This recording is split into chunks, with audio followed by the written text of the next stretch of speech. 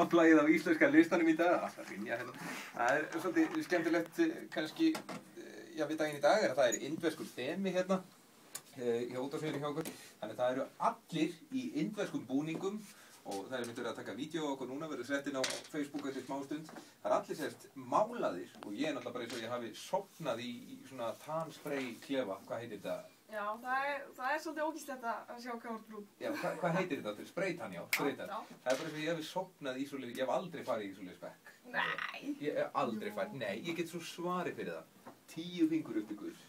Í alvöru, ég hef aldrei gert það. Ég hef alveg farið 3 eða eitthvað. En það? Já. En ég meina, ég ekkert á móti því, skilju, ég hef bara aldrei gert það. Ég hef aldrei pröfað. Okay. En málið er það, Ungfrú Ísland í kvöld.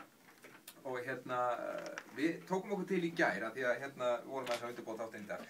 Og hringdum í nokkra stelpur og við fengum í dag til okkar, eða í morgun öllu heldur. Það bara stíft prógram frá þeim. Byrjaði klukkan 12:30 í dag og við heldum einhverjum hérna bara alveg til 25 mínútur yfir 12 eða eitthvað sem var svolítið skemmtilegt, það hlupu hérna út. En við tókum létt spjall við þær og hérna, og ég held að við ætlum að heyra bara smá brot af því.